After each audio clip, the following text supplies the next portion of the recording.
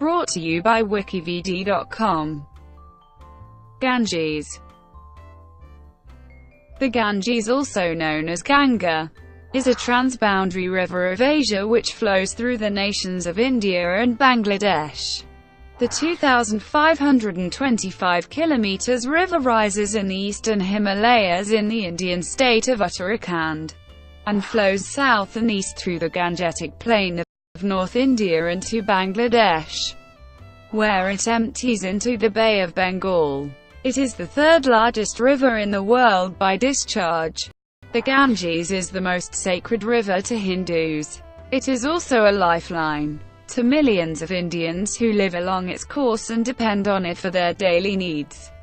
It is worshipped as the goddess Ganga in Hinduism. It has also been important historically, with many former provincial or imperial capitals located on its banks. The Ganges was ranked as the fifth most polluted river of the world in 2007. Pollution threatens not only humans but also more than 140 fish species, 90 amphibian species, and the endangered Ganges river dolphin. The levels of fecal coliform from human waste in the waters of the river near Varanasi are more than 100 times the Indian government's official limit. The Ganga Action Plan, an environmental initiative to clean up the river, has been a major failure thus far due to corruption, lack of technical expertise, poor environmental planning, and lack of support from religious authorities. Course. The main stream of the Ganges begins at the confluence of the Bhagirathi and Alaknanda rivers in the town of Devprayag in the Garhwal division of the Indian state of Uttarakhand. The Bhagirathi is considered to be the source in Hindu culture and mythology, although the Alaknanda is longer and therefore hydrologically the source stream. The headwaters of the Alaknanda are formed by snowmelt from peaks such as Nanda Devi Trisal and Kamat. The Bhagirathi rises at the foot of Gangotri Glacier at Gomukh, at an elevation of 3,892 meters, being mythologically referred to as residing in the matted locks of Shiva, symbolically Tarpovan being a meadow of ethereal beauty, at the feet of Mount Shivling just 5 kilometers away. Although many small streams comprise the headwaters of the Ganges, the six longest and their 5 confluences are considered sacred. The 6 head streams, or the Alaknanda, Daliganga, Nandakini, Pinda, Mandakini, and Bhagirathi rivers.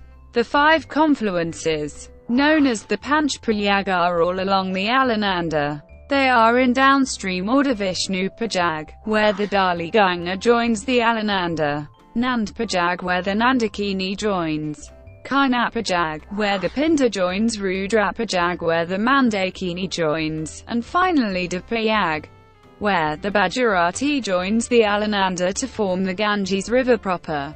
After flowing 250 kilometers through its narrow Himalayan valley, the Ganges emerges from the mountains at Rishikesh, then debouches onto the Gangetic plain at the pilgrimage town of Haridwar. At Haridwar, a dam diverts some of its waters into the Ganges Canal, which irrigates the Doab region of Uttar Pradesh, whereas the river, whose course has been roughly southwest until this point, now begins to flow southeast through the plains of northern India. The Ganges follows an 800 km arching course passing through the cities of Kanpur, Farrukhabad, and Kanpur. Along the way it is joined by the Ramganga, which contributes an average annual flow of about 500 cubic meters per second. The Ganges joins the Yamuna at the Triveni Sangam at Allahabad, a holy confluence in Hinduism. At their confluence, the Yamuna is larger than the Ganges, contributing about 2,950 cubic meters per second, or about 58.5% of the combined flow. Now flowing east, the river meets the Tamsa River, which flows north from the Kaimur range and contributes an average flow of about 190 cubic meters per second. After the Tamsa, the Gomti River joins, flowing south from the Himalayas. The Gomti contributes an average annual flow of about 234 cubic meters per second. Then the Gahara River, also flowing south from the Himalayas of Nepal, joins. The Gahara, with its average annual flow of about 2,990 cubic meters per second, is the largest tributary of the Ganges. After the Gahara confluence, the Ganges is joined from the south by the Sun River, contributing about 1,000 cubic meters per second. The Gandaki River, then the Kosi River, join from the north, flowing from Nepal, contributing about 1,654 cubic meters per second and 2,166 cubic meters per second, respectively. The Kosi is the third largest tributary of the Ganges after the Gahara and Yamuna. Along the way between Allahabad and Malda, West Bengal, the Ganges passes the towns of Chunar, Mirzapur, Varanasi, Ghazipur, Patna, Hajipur, Chapra, Bhagalpur, Balia, Buxar, Simaria, Sultanganj, and Saidpur. At Bhagalpur the river begins to flow south-southeast, and at Pikur it begins its attrition with the branching away of its first distributary, the Bhagirathi Hooghly, which goes on to become the Hooghly River. Just before the border with Bangladesh, the Farakka barrage controls the flow of the Ganges, diverting some of the water into a feeder canal linked to the Hooghly, for the purpose of keeping it relatively silt-free. The Hooghly River is formed by the confluence of the Bhagirathi River and Jalangi River at Nabadwip, and Hooghly has a number of tributaries of its own. The largest is the Damodar River, which is 541 kilometers long with a drainage basin of 25,820 square kilometers. The Hooghly River empties into the Bay of Bengal near Sagar Island. Between Malda and the Bay of Bengal, the Hooghly River passes the towns and cities of Murshidabad, Nabadwip, Kolkata and Howrah. After entering Bangladesh, the main branch of the Ganges is known as the Padma. The Padma is joined by the Jamuna River, the largest distributary of the Brahmaputra. Further downstream, the Padma joins the Meghna River, the second largest distributary of the Brahmaputra, and takes on the Meghna's name as it enters the Meghna estuary, which empties into the Bay of Bengal. Here it forms the 1430 by Bengal fan, the world's largest submarine fan, which alone accounts for 10–20% of the global burial of organic carbon. The Ganges Delta, formed mainly by the large, sediment-laden flows of the Ganges and Brahmaputra rivers, is the world's largest delta, at about 59,000 square kilometers. It stretches 322 kilometers along the Bay of Bengal. Only the Amazon and Congo rivers have a greater average discharge than the combined flow of the Ganges, the Brahmaputra and the Surma-Meghna river system. In full flood, only the Amazon is larger. Geology. The Indian subcontinent lies atop the Indian tectonic plate, a minor plate within the Indo-Australian plate. Its defining geological processes commenced 75 million years ago when, as a part of the southern supercontinent Gondwana, it began a northeastwards drift, lasting 50 million years, across the then unformed Indian Ocean. The subcontinent's subsequent collision with the Eurasian plate and subduction under it gave rise to the Himalayas, the planet's highest mountain ranges. In the former seabed immediately south of the emerging Himalayas, plate movement created a vast trough which, having gradually been filled with sediment borne by the Indus and its tributaries and the Ganges and its tributaries, now forms the Indo-Gangetic plain. The Indo-Gangetic plain is geologically known as a foredeep, or foreland basin. Hydrology. The hydrology of the Ganges River is very complicated, especially in the Ganges Delta region. One result is different ways to determine the river's length, its discharge, and the size of its drainage basin. The name Ganges is used for the river between the confluence of the Bhagirathi and Alaknanda rivers in the Himalayas. and the India-Bangladesh border near the Farakka barrage and the first bifurcation of the river. The length of the Ganges is frequently said to be slightly over 2,500 kilometers long, about 2,505 kilometers to 2,525 kilometers, or perhaps 2,550 kilometers.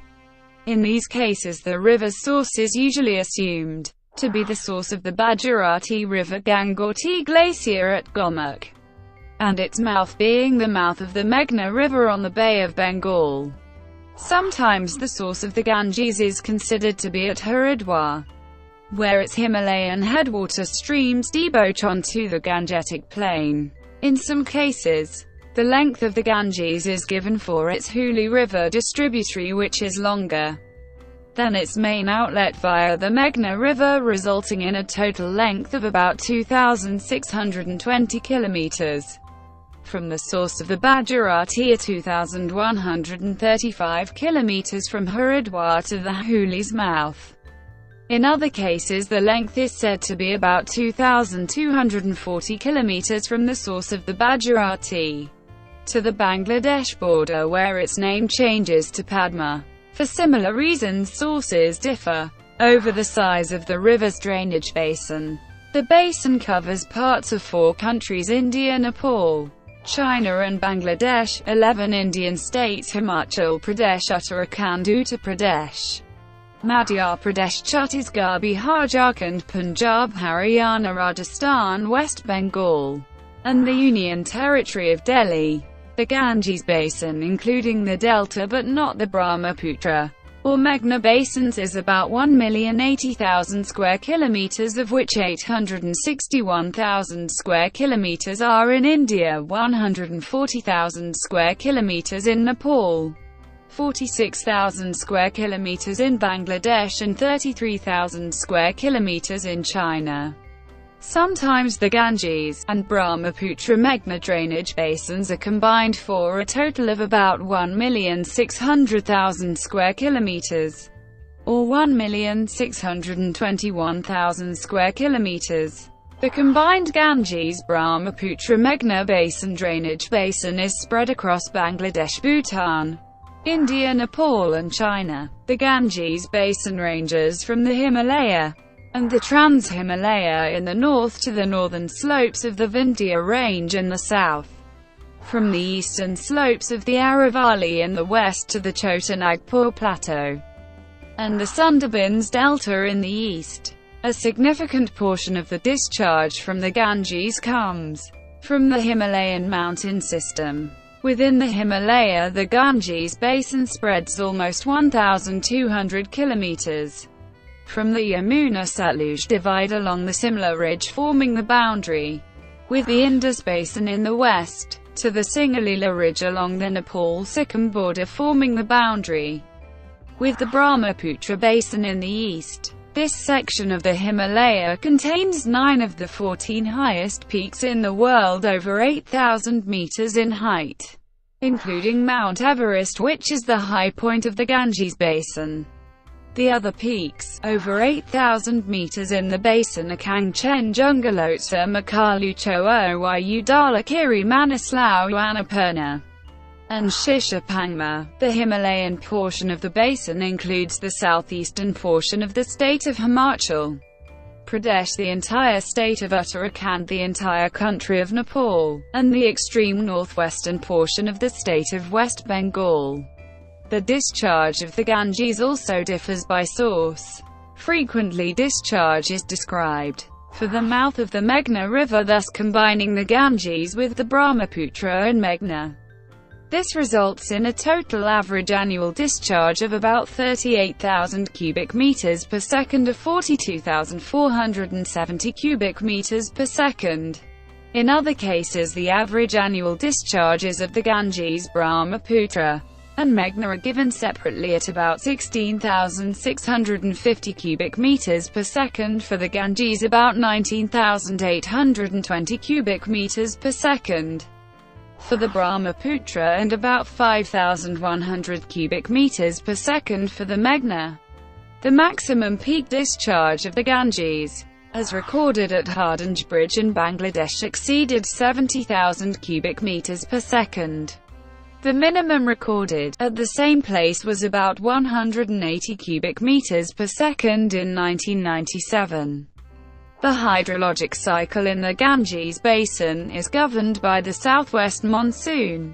About 84% of the total rainfall occurs in the monsoon from June to September. Consequently, streamflow in the Ganges is highly seasonal. The average dry season to monsoon discharge ratio is about 1 to 6 as measured at Hardinge Bridge.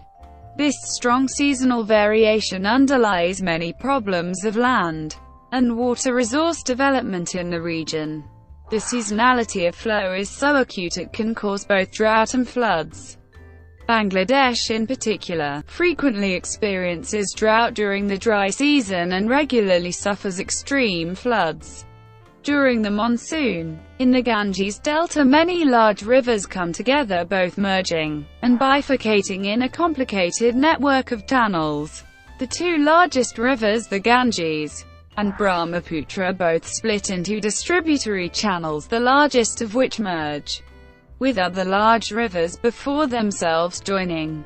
This current channel pattern was not always the case. Over time, the rivers in Ganges Delta have changed course, sometimes altering the network of channels in significant ways. Before the late 12th century, the Bhagirathi-Hooghly distributary was the main channel of the Ganges, and the Padma was only a minor spill channel. The main flow of the river reached the sea not via the modern Hooghly River but rather by the Adi Ganga. Between the 12th and 16th centuries, the Bhagirathi-Hooghly and Padma channels were more or less equally significant.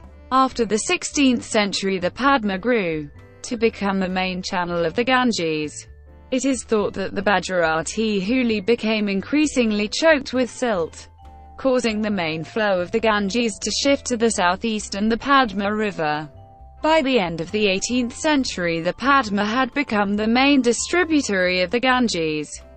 One result of this shift to the Padma was that the Ganges joined the Meghna and Brahmaputra rivers before emptying into the Bay of Bengal together instead of separately. The present confluence of the Ganges and Meghna formed about 150 years ago. Also near the end of the 18th century, the course of the lower Brahmaputra changed dramatically, altering its relationship with the Ganges. In 1787 there was a great flood on the Titha River, which at the time was a tributary of the Ganges Padma River. The flood of 1787 caused the Titha to undergo a sudden change course, shifting east to join the Brahmaputra, and causing the Brahmaputra to shift its course south, cutting a new channel. This new main channel of the Brahmaputra is called the Jamuna River. It flows south to join the Ganges Padma. Since ancient times, the main flow of the Brahmaputra was more easterly, passing by the city of Mymensingh and joining the Meghna River. Today this channel is a small distributary but retains the name Brahmaputra, sometimes Old Brahmaputra. The site of the Old Brahmaputra-Meghna confluence in the locality of Langalband is still considered sacred by Hindus. Near the confluence is a major early historic site called Wari Bateshwar. History. The late Harappan period, about 1900–1300 BCE, saw the spread of Harappan settlement eastward from the Indus River basin to the Ganges Yamuna Doab, although none crossed the Ganges to settle its eastern bank. The disintegration of the Harappan civilization in the early 2nd millennium BC marks the point where the center of Indian civilization shifted from the Indus basin to the Ganges basin. There may be links between the late Harappan settlement of the Ganges basin and the archaeological culture known as Cemetery H, the Indo-Aryan people, and the Vedic period. This river is the longest in India. During the early Vedic age of the Rigveda, the Indus and the Sarasvati River were the major sacred rivers, not the Ganges. But the later three Vedas gave much more importance to the Ganges. The Gangetic plain became the center of successive powerful states from the Maurya Empire to the Mughal Empire. The first European traveler to mention the Ganges was Megasthenes. He did so several times in his work Indica. India again possesses many rivers, both large and navigable, which, having their sources in the mountains which stretch along the northern frontier, traverse the level country, and not a few of these, after uniting with each other, fall into the river called the Ganges. Now this river, which at its source is 30 stadia broad, flows from north to south, and empties its waters into the ocean, forming the eastern boundary of the Gangetic, a nation which possesses a vast force of the largest-sized elephants. In the rainy season of 1809, the lower channel of the Bhagirathi leading to Kolkata had been entirely shut, but in the following year it opened again and was nearly of the same size with the upper channel. Both, however, suffered a considerable diminution, owing probably to the new communication opened below the Jalangi on the upper channel. In 1951, a water-sharing dispute arose between India and East Pakistan.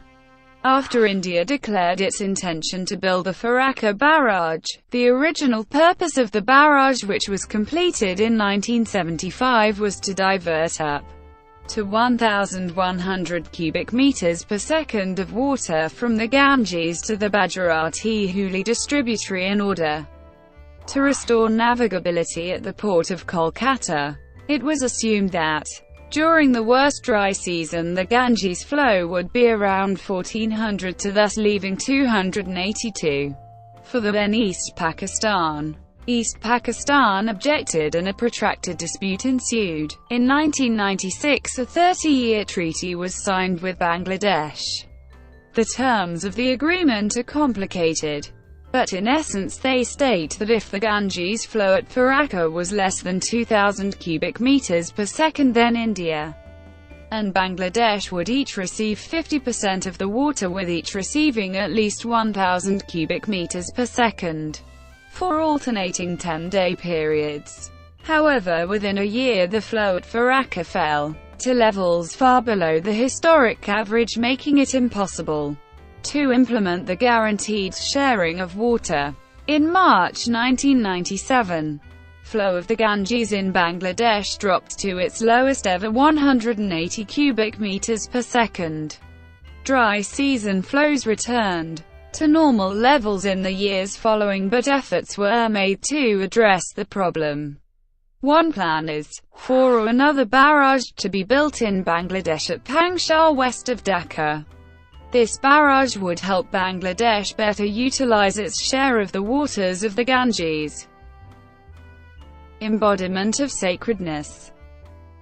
The Ganges is a sacred river to Hindus along every fragment of its length. All along its course, Hindus bathe in its waters, paying homage to their ancestors and to their gods by cupping the water in their hands, lifting it and letting it fall back into the river. They offer flowers and rose petals and float shallow clay dishes filled with oil and lit with wicks. On the journey back home from the Ganges, they carry small quantities of river water with them for use in rituals. The Ganges is the embodiment of all sacred waters in Hindu mythology. Local rivers are said to be like the Ganges and are sometimes called the local Ganges. The Kaveri River of Karnataka and Tamil Nadu in southern India is called the Ganges of the south. The Godavari is the Ganges that was led by the sage Gautama to flow through central India. The Ganges is invoked whenever water is used in Hindu ritual, and is therefore present in all sacred waters.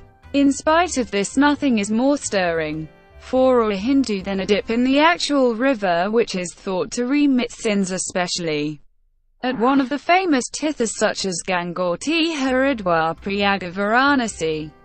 The symbolic and religious importance of the Ganges is one of the few things that Hindu India, even its skeptics, are agreed upon. Jawaharlal Nehru, a religious iconoclast himself, asked for a handful of his ashes to be thrown into the Ganges.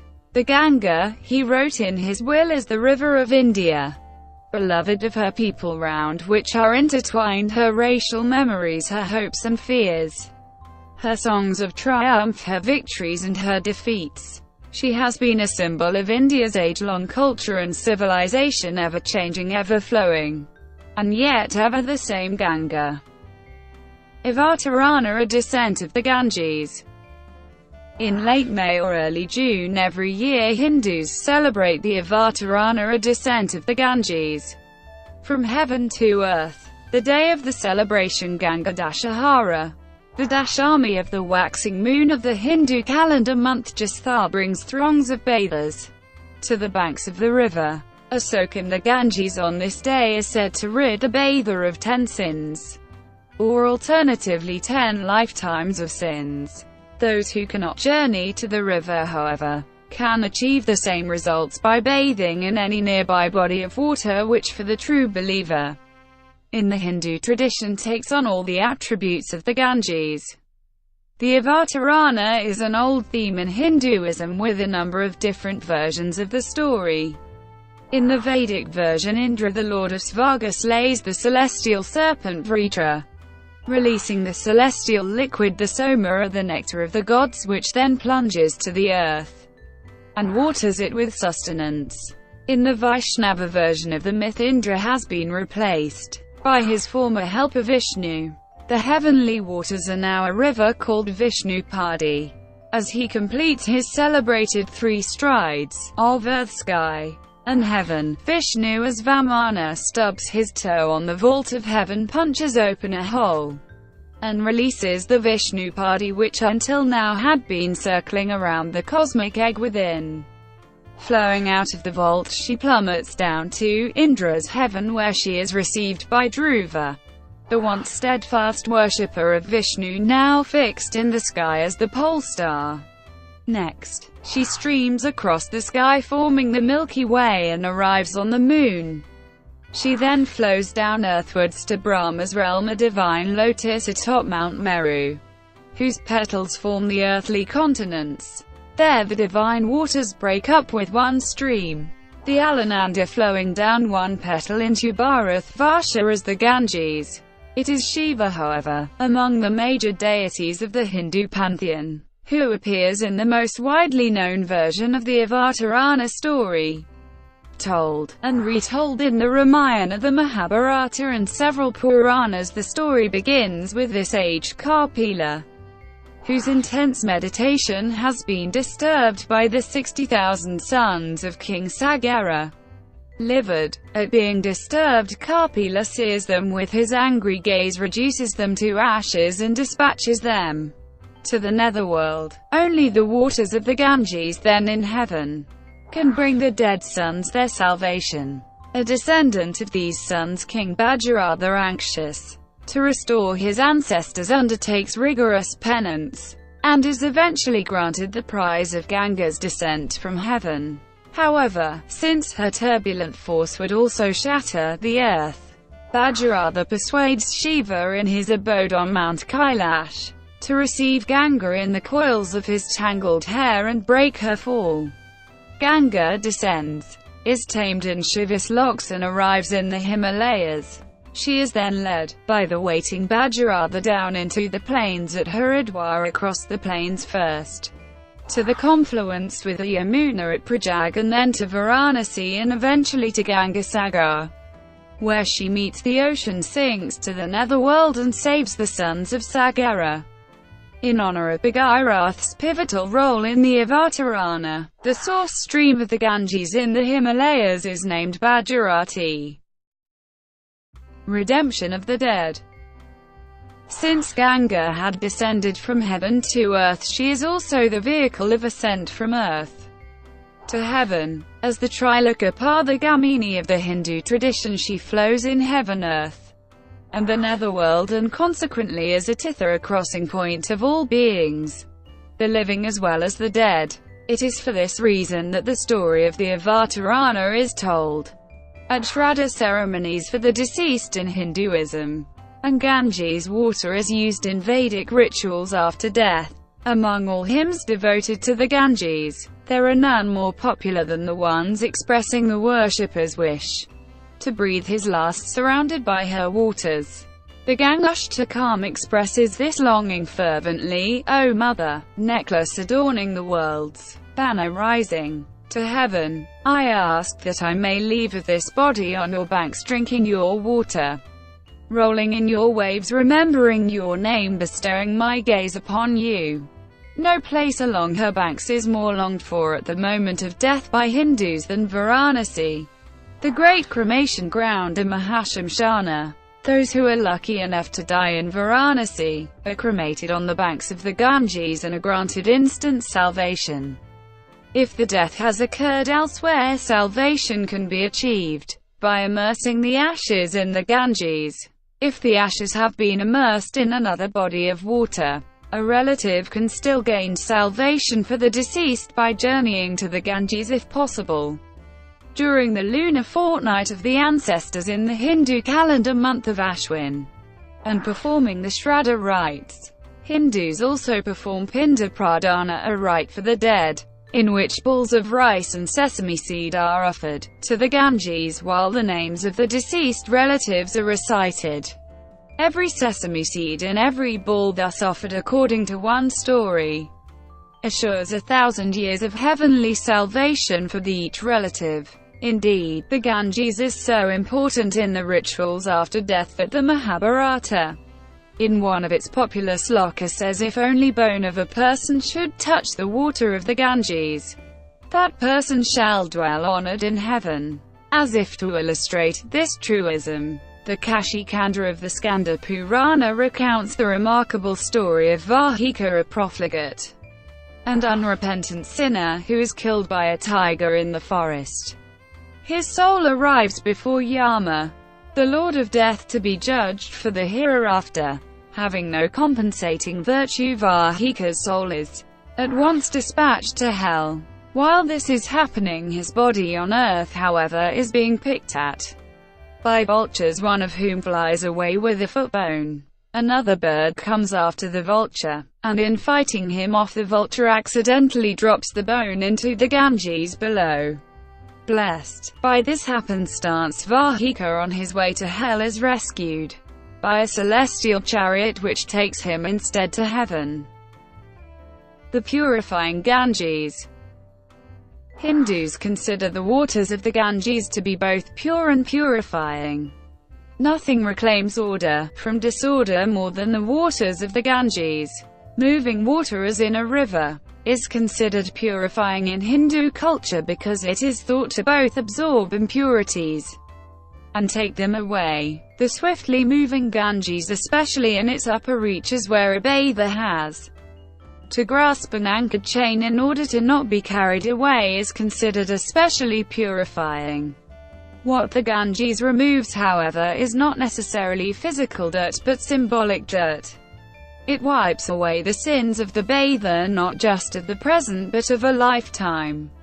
A popular paean to the Ganges is the Ganga Lahiri, composed by a 17th-century poet Jagannatha, who, legend has it, was turned out of his Hindu Brahmin caste for carrying on an affair with a Muslim woman. Having attempted futilely to be rehabilitated within the Hindu fold, the poet finally appeals to Ganga, the hope of the hopeless and the comforter of last resort.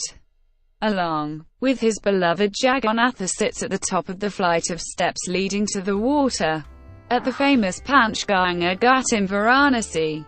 As he recites each verse of the poem, the water of the Ganges rises up one step until in the end it envelops the lovers and carry them away. I come to you as a child to his mother, begins the Ganga Lahiri. I come as an orphan to you, moist with love. I come without refuge to you, giver of sacred rest. I come a fallen man to you, uplifter of all. I come undone by disease to you, the perfect physician. I come my heart dry with thirst to you, ocean of sweet wine. Do with me whatever you will. Consort, Shakti and Mother. Ganga is a consort to all three major male deities of Hinduism. As Brahma's partner, she always travels with him in the form of water in his kamandalu.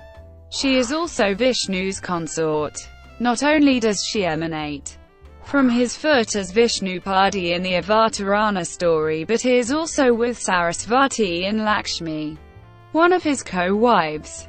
In one popular story, envious of being outdone by each other, the co-wives begin to quarrel. While Lakshmi attempts to mediate the quarrel, Ganga and Sarasvati heap misfortune on each other. They curse each other to become rivers and to carry within them, by washing the sins of the human worshippers. Soon their husband Vishnu arrives and decides to calm the situation by separating the goddesses. He orders Sarasvati to become the wife of Brahma, Ganga to become the wife of Shiva, and Lakshmi, as the blameless conciliator, to remain as his own wife. Ganga and Sarasvati, however, are so distraught at this dispensation and wail so loudly that Vishnu is forced to take back his words. Consequently, in their lives as rivers, they are still thought to be with him. It is Shiva's relationship with Ganga that is the best known in Ganges mythology. Her descent, the Avatarana, is not a one-time event, but a continuously occurring one in which she is forever falling from heaven into his locks, and being forever tamed. Shiva is depicted in Hindu iconography as Gangadhara, the bearer of the Ganga, with Ganga shown a spout of water rising from his hair. The Shiva-Ganga relationship is both perpetual and intimate. Shiva is sometimes called Ganga Patiswara and Ganga often arouses the jealousy of Shiva's better-known consort Parvati. Ganga is the Shakti, or the moving, restless, rolling energy in the form of which the otherwise recluse and unapproachable Shiva appears on earth. As water, this moving energy can be felt, tasted, and absorbed. The war god Skanda addresses the sage Agastya in the Kashi Kand of the Skanda Purana in these words: "One should not be amazed that this Ganges is really power. For is she not the supreme Shakti of the eternal Shiva taken in the form of water? This Ganges, filled with the sweet wine of compassion, was sent out for the salvation of the world by Shiva, the Lord of the Lords. Good people should not think this triple-pathed river to be like the 1,000 other earthly rivers filled with water. The Ganges is also the mother, the Ganga Mata of Hindu worship and culture, accepting all and forgiving all. Unlike other goddesses, she has no destructive or fearsome aspect, destructive though she might be as a river in nature. She is also a mother to other gods. She accepts Shiva's incandescent seed from the fire god Agni, which is too hot for this world, and cools it in her waters. This union produces Skandarakartikya, the god of war. In the Mahabharata, she is the wife of Shantanu and the mother of heroic warrior patriarch Bhishma. When Bhishma is mortally wounded in battle, Ganga comes out of the water in human form and weeps uncontrollably over his body. The Ganges is the distilled lifeblood of the Hindu tradition, of its divinities, holy books, and enlightenment. As such, her worship does not require the usual rites of invocation at the beginning and dismissal at the end required in the worship of other gods. Her divinity is immediate and everlasting. Ganges in classical Indian iconography. Early in ancient Indian culture, the river Ganges was associated with fecundity, its redeeming waters and its rich silt providing sustenance to all who lived along its banks. A counterpoise to the dazzling heat of the Indian summer, the Ganges came to be imbued with magical qualities and to be revered in anthropomorphic form.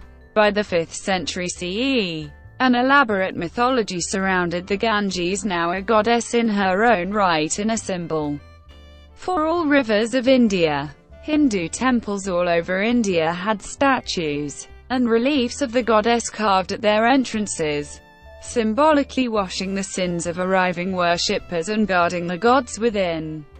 As protector of the sanctum sanctorum, the goddess soon came to depicted with several characteristic accessories: the makara, the kumbha, various overhead parasol-like coverings, and a gradually increasing retinue of humans. Central to the goddess visual identification is the makara, which is also her vahana, a mount. An ancient symbol in India, it predates all appearances of the goddess Ganga in art. The makara has a dual symbolism. On the one hand, it represents the life-affirming waters and plants of its environment. On the other, it represents fear, both fear of the unknown it elicits by lurking in those waters, and real fear it instills by appearing in sight. The earliest extant unambiguous pairing of the makara with Ganga is at Uttarakhand caves in central India. Here in KV, flanking the main figure of Vishnu shown in his boar incarnation, two river goddesses Ganga and Yamuna appear atop their respective mounts Makara and Kurma. The Makara is often accompanied by a Gana, a small boy, a child, near its mouth, as for example shown in the Gupta period relief from Besnagar, central India in the leftmost frame above. The Gana represents both posterity and development. The pairing of the fearsome, life-destroying Makara with the youthful, life-affirming Gana speaks to two aspects of the Ganges herself. Although she has provided sustenance to millions, she has also brought hardship, injury and death by causing major floods along her banks. The goddess Ganga is also accompanied by a dwarf attendant who carries a cosmetic bag and on whom she sometimes leans as if for support. The Purnakumbha, or full pot of water, is the second most discernible element of the Ganga iconography, appearing first also in the relief in Uttarakhand caves. It gradually appeared more frequently as the theme of the goddess matured. By the 7th century it had become an established feature, as seen, for example, the Avatarana temple Dioga, Uttar Pradesh, the Trimurti temple Badoli, Chittagong, Rajasthan, and at the Lakshmaneshwar temple Karod, Bilaspur, Chhattisgarh, and seen very clearly in frame 3 above, and less clearly in the remaining frames. Worshipped even today, the full pot is emblematic of the formless Brahmin as well as of woman of the womb and of birth. Furthermore, the river goddesses Ganga and Saraswati were both born from Brahma's pot, containing the celestial waters. In her earliest depictions at temple entrances, the goddess Ganga appeared standing beneath the overhanging branch of a tree, as seen as well in the Uttarakhand caves. However, soon the tree cover had evolved into a chhatra, or parasol held by an attendant, for example in the 7th century Dasavatara temple at Dioga. The cover undergoes another transformation in the temple at Karod Bilaspur, where the parasol is lotus-shaped, and yet another at the Trimurti temple at Badoli, where the parasol has been replaced entirely by a lotus. As the iconography evolved, sculptors in the central India especially were producing animated scenes of the goddess replete with an entourage and suggestive of a queen en route to a river to bathe. A relief similar to the depiction in frame 4 above is described in as follows: a typical relief of about the 9th century that once stood at the entrance of a temple. The river goddess Ganga is shown as a voluptuously endowed lady with a retinue. Following the iconographic prescription, she stands gracefully on her composite Makara mount and holds a water pot. The dwarf attendant carries her cosmetic bag, and a female holds the stem of a giant lotus leaf that serves as her mistress parasol. The fourth figure is a male guardian. Often in such reliefs, the Makara's tail is extended with great flourish into a scrolling design symbolizing both vegetation and water. Kumbh Mela. Kumbh Mela is a mass Hindu pilgrimage in which Hindus gather at the Ganges River. The normal Kumbh Mela is celebrated every 3 years. The Ardh Kumbh is celebrated every 6 years. At Haridwar and Prayag, the Purna Kumbh takes place every 12 years at 4 places: Haridwar, Ujjain and Nashik. The Mara Kumbh, which comes after 12 Purna Kumbh Melas, are 144 years, is held at Prayag. The major event of the festival is ritual bathing at the banks of the river. Other activities include religious discussions, devotional singing, mass feeding of holy men and women and the poor, and religious assemblies where doctrines are debated and standardized. Kumbh Mela is the most sacred of all the pilgrimages. Thousands of holy men and women attend, and the auspiciousness of the festival is in part attributable to this. The sadhus are seen clad in saffron sheets with ashes and powder dabbed on their skin per the requirements of ancient traditions. Some, called Naga sannyasis, may not wear any clothes. Irrigation. The Ganges and its all tributaries, especially the Yamuna, have been used for irrigation since ancient times. Dams and canals were common in Gangetic plain by 4th century BCE. The Ganges-Brahmaputra Meghna basin has a huge hydroelectric potential on the order of 200,000 to 250,000 megawatts, nearly half of which could be easily harnessed. As of 1999, India tapped about 12% of the hydroelectric potential of the Ganges, and just 1% of the vast potential of the Brahmaputra. Canals. Megasthenes, a Greek ethnographer who visited India during 3rd century BCE, when Mauryans ruled India, described the existence of canals in the Gangetic plain. Kautilya, an advisor to Chandragupta Maurya, the founder of Maurya Empire, included the destruction of dams and levees as a strategy during war. Feroz Shah Tughlaq had many canals built, the longest of which, 240 kilometers, was built in 1356 on the Yamuna River, now known as the Western Yamuna Canal. It has fallen into disrepair and been restored several times. The Mughal Emperor Shah Jahan built an irrigation canal on the Yamuna River in the early 17th century. It fell into disuse until 1830, when it was reopened as the Eastern Yamuna Canal. Under British control, the reopened canal became a model for the Upper Ganges Canal and all following canal projects. The first British canal in India, with no Indian antecedents, was the Ganges Canal, built between 1842 and 1854. Contemplated first by John Russell Colvin in 1836, it did not at first elicit much enthusiasm from its eventual architect Sir Proby Thomas Courtly, who balked at idea of cutting a canal through extensive low-lying land in order to reach the dry upland destination. However, after the agri-famine of 1837–38, during which the East India Company's administration spent 2,300,000 rupees on famine relief, the idea of a canal became more attractive to the company's budget-conscious court of directors. In 1839, the Governor-General of India, Lord Auckland, with the court's assent, granted funds to Courtly for a full survey of the swath of land that underlay and fringed the projected course of the canal. The Court of Directors, moreover, considerably enlarged the scope of the projected canal, which, in consequence of the severity and geographical extent of the famine, they now deemed to be the entire Doab region. The enthusiasm, however, proved to be short-lived. Auckland's successor as Governor-General, Lord Ellenborough, appeared less receptive to large-scale public works and, for the duration of his tenure, withheld major funds for the project. Only in 1844, when a new Governor-General, Lord Hardinge, was appointed, did official enthusiasm and funds return to the Ganges Canal project.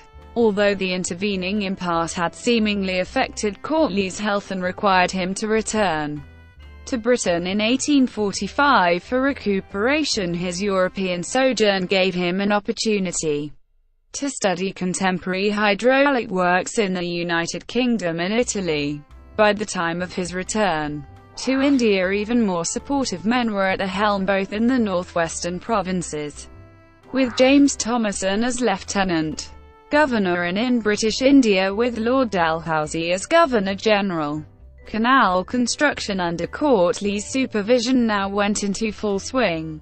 A 350 miles long canal, with another 300 miles of branch lines, eventually stretched between the headworks in Hardwar, splitting into two branches below Aligarh and its two confluences, with the Yamuna main stem in Etawah and the Ganges in Kanpur. The Ganges Canal, which required a total capital outlay of £2.15 million, was officially opened in 1854 by Lord Dalhousie. According to historian Ian Stone, it was the largest canal ever attempted in the world, 5 times greater in its length than all the main irrigation lines of Lombardy and Egypt put together, and longer by a third than even the largest USA navigation canal, the Pennsylvania Canal.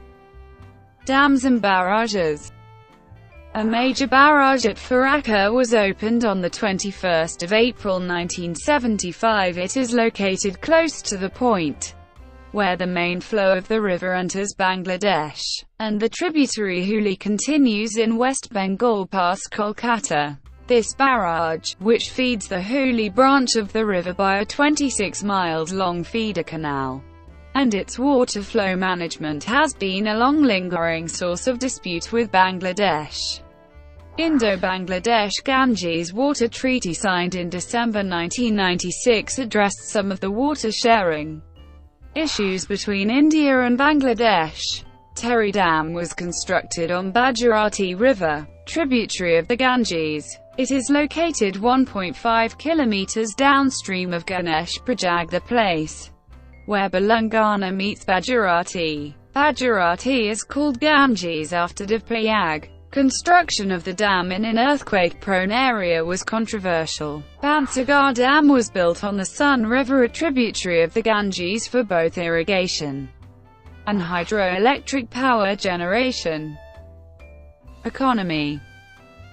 The Ganges Basin, with its fertile soil, is instrumental to the agricultural economies of India and Bangladesh. The Ganges and its tributaries provide a perennial source of irrigation to a large area. Chief crops cultivated in the area include rice, sugarcane, lentils, oilseeds, potatoes and wheat. Along the banks of the river, the presence of swamps and lakes provide a rich growing area for crops such as legumes, chilies, mustard, sesame, sugarcane, and jute.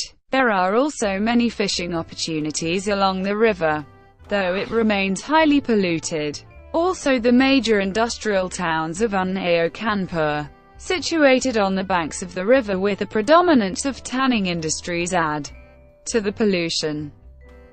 Tourism. Tourism is another related activity. 3 towns holy to Hinduism, Haridwar, Prayag, and Varanasi, attract thousands of pilgrims to its waters to take a dip in the Ganges, which is believed to cleanse oneself of sins and help attain salvation. The rapids of the Ganges also are popular for river rafting, attracting adventure seekers in the summer months. Also, several cities such as Kanpur, Kolkata, and Patna have developed riverfront walkways along the banks to attract tourists. Ecology and environment. Human development, mostly agriculture, has replaced nearly all of the original natural vegetation of the Ganges basin. More than 95% of the upper Gangetic plain has been degraded or converted to agriculture or urban areas. Only one large block of relatively intact habitat remains running along the Himalayan foothills, and including Rajaji National Park, Jim Corbett National Park and Dudhwa National Park. As recently as the 16th and 17th centuries, the upper Gangetic plain harbored impressive populations of wild Asian elephants, Bengal tigers, Indian rhinoceros, gores, barasingers, sloth bears and Indian lions. In the 21st century there are few large wild animals, mostly deer, wild boars, wild cats, and small numbers of Indian wolves, golden jackals and red and Bengal foxes. Bengal tigers survive only in the Sundarbans area of the Ganges Delta. The Sundarbans freshwater swamp ecoregion, however, is nearly extinct. Threatened mammals in the upper Gangetic plain include the tiger, elephant, sloth, bear, and four-horned antelope. Many types of birds are found throughout the basin, such as minor Citicular parakeets, crows, kites, partridges and fowls. Ducks and snipes migrate across the Himalayas during the winter, attracted in large numbers to wetland areas. There are no endemic birds in the upper Gangetic plain. The Great Indian Bustard and Lesser Florican are considered globally threatened. The natural forest of the upper Gangetic plain has been so thoroughly eliminated it is difficult to assign a natural vegetation type with certainty. There are a few small patches of forest left, and they suggest that much of the upper plains may have supported a tropical moist deciduous forest, with sal as a climax species. A similar situation is found in the lower Gangetic plain, which includes the lower Brahmaputra River. The lower plains contain more open forests which tend to be dominated by Bombax ceiba in association with Albizia procera dubanga grandiflora and Staculia villosa. There are early seral forest communities that would eventually become dominated by the climax species sal if forest succession was allowed to proceed. In most places, forests fail to reach climax conditions due to human causes. The forests of the lower Gangetic plain, despite thousands of years of human settlement, remained largely intact until the early 20th century. Today, only about 3% of the ecoregion is under natural forest and only one large block south of Varanasi remains. There are over 40 protected areas in the ecoregion, but over half of these are less than 100 square kilometers. The fauna of the lower Gangetic plain is similar to the upper plains, with the addition of a number of other species such as the smooth-coated otter and the large Indian civet. Fish. It has been estimated that about 350 fish species live in the entire Ganges drainage, including several endemics. In a major 2007-2009 study of fish in the Ganges basin, a total of 143 fish species were recorded, including 10 non-native introduced species. The most diverse orders are Cypriniformes, Siluriformes and Perciformes, each comprising about 50%, 23% and 14% of the total fish species in the drainage. There are distinct differences between the different sections of the river basin, but Cyprinidae is the most diverse throughout. In the upper section, more than 50 species have been recorded, and Cyprinidae alone accounts for almost 80%. Those followed by Ballatoridae and Scissoridae. Sections of the Ganges basin at altitudes above 2,400–3,000 meters above sea level are generally without fish.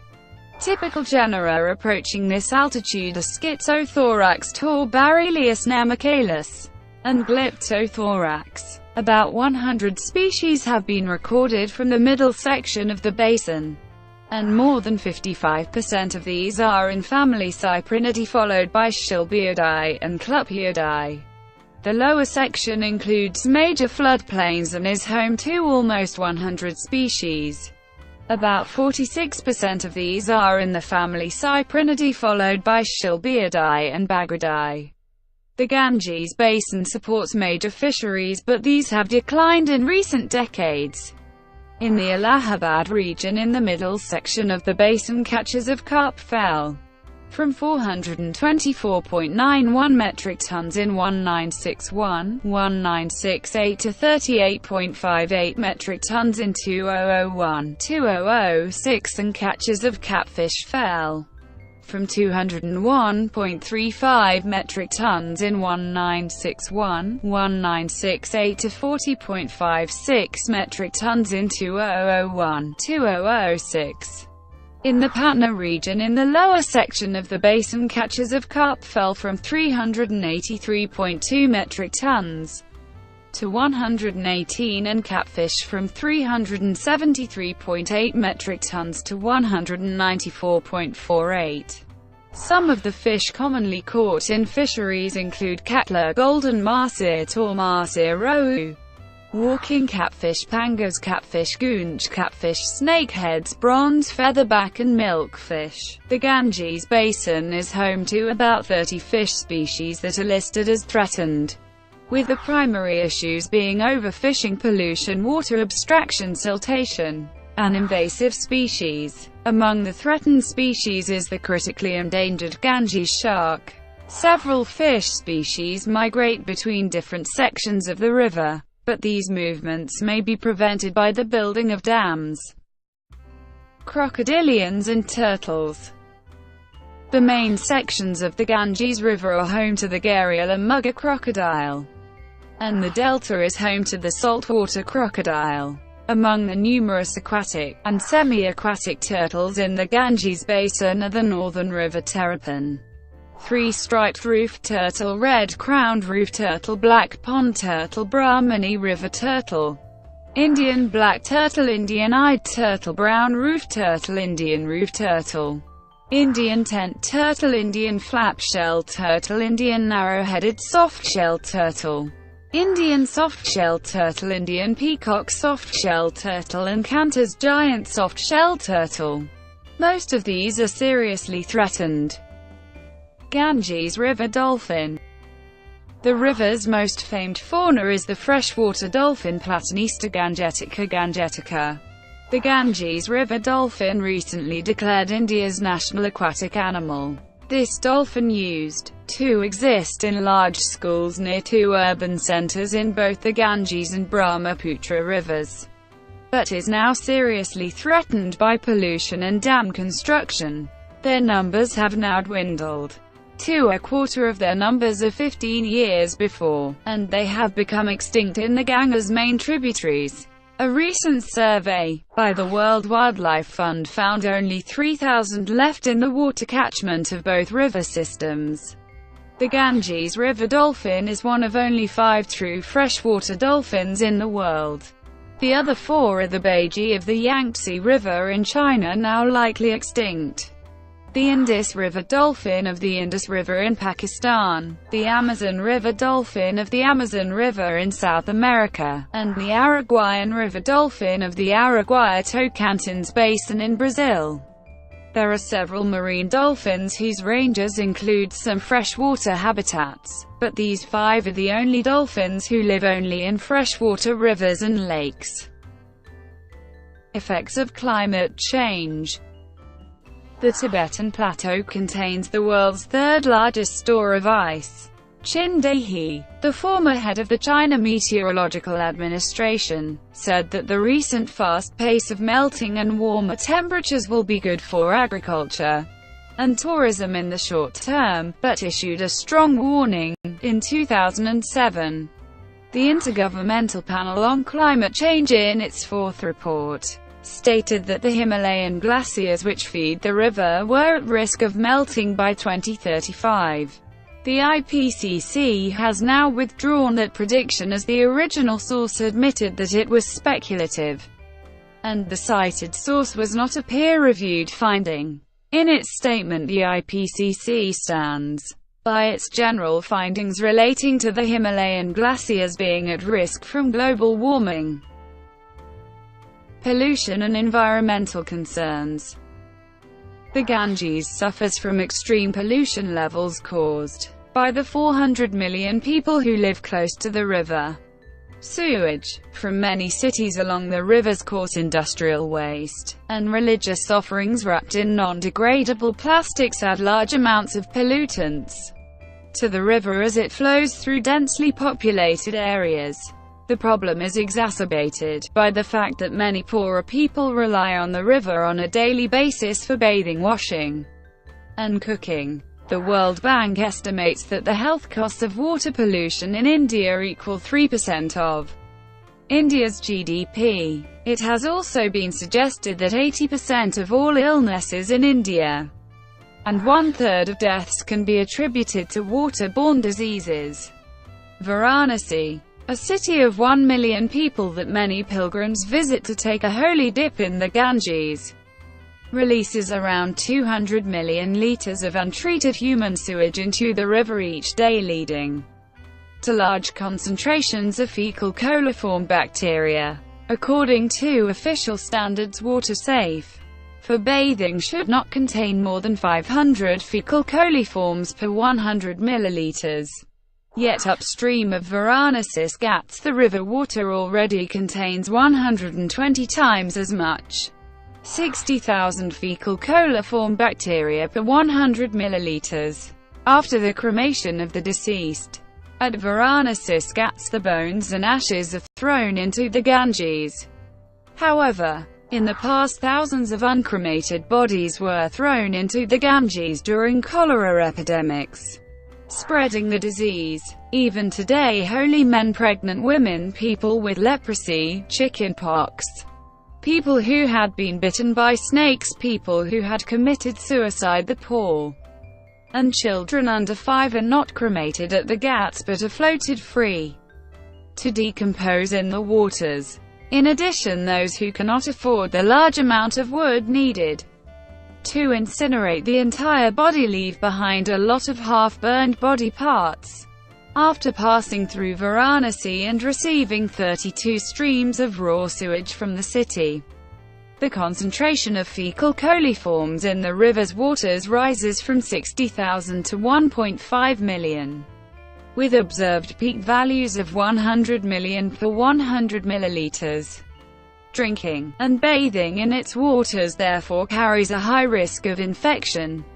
Between 1985 and 2000, 10 billion rupees, around $226 million, or less than 4 cents per person per year, were spent on the Ganga Action Plan, an environmental initiative that was the largest single attempt to clean up a polluted river anywhere in the world. The Ganga Action Plan has been described variously as a failure or a major failure. According to one study, the Ganga Action Plan, which was taken on priority and with much enthusiasm, was delayed for 2 years. The expenditure was almost doubled, but the result was not very appreciable. Much expenditure was done over the political propaganda. The concerning governments and the related agencies were not very prompt to make it a success. The public of the areas was not taken into consideration. The releasing of urban and industrial wastes in the river was not controlled fully. The flowing of dirty water through drains and sewers were not adequately diverted. The continuing customs of burning dead bodies, throwing carcasses, washing of dirty clothes by washermen, and immersion of idols and cattle wallowing were not checked. Very little provision of public latrines was made, and the open defecation of lakhs of people continued along the riverside. All these made the action plan a failure. The failure of the Ganga Action Plan has also been variously attributed to environmental planning without proper understanding of the human-environment interactions, Indian traditions and beliefs, corruption and a lack of technical knowledge and lack of support from religious authorities. In December 2009, the World Bank agreed to loan India $1 billion over the next 5 years to help save the river. According to 2010 Planning Commission estimates, an investment of almost Rs. 70 billion is needed to clean up the river. In November 2008, the Ganges, alone among India's rivers, was declared a national river, facilitating the formation of a national Ganga River Basin Authority that would have greater powers to plan, implement and monitor measures aimed at protecting the river.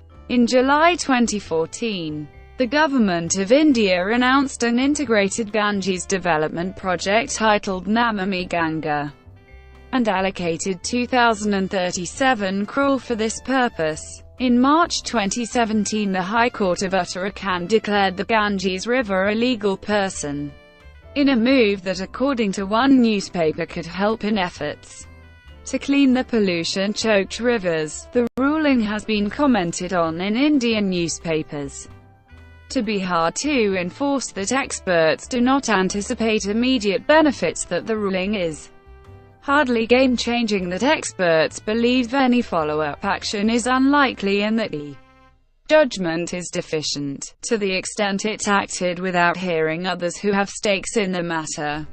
The incidence of waterborne and enteric diseases, such as gastrointestinal disease, cholera, dysentery, hepatitis A and typhoid, among people who use the river's waters for bathing, washing dishes and brushing teeth is high at an estimated 66% per year. Recent studies by Indian Council of Medical Research say that the river is so full of killer pollutants that those living along its banks in Uttar Pradesh, Bihar and Bengal are more prone to cancer than anywhere else in the country. Conducted by the National Cancer Registry Program under the ICMR. The study throws up shocking findings indicating that the river is thick with heavy metals and lethal chemicals that cause cancer. According to Deputy Director General of NCRPA Nankama, the incidence of cancer was highest in the country in areas drained by the Ganges, and stated that the problem would be studied deeply and with the findings presented in a report to the Health Ministry. Water shortages. Along with ever-increasing pollution, water shortages are getting noticeably worse. Some sections of the river are already completely dry. Around Varanasi, the river once had an average depth of 60 meters, but in some places it is now only 10 meters. Mining.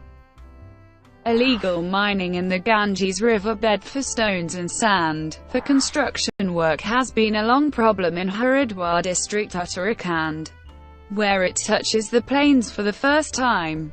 This is despite the fact that quarrying has been banned in Kumbhmela area zone covering 140 square kilometers area in Haridwar. Brought to you by WikiVidi.com. Would you like to know more?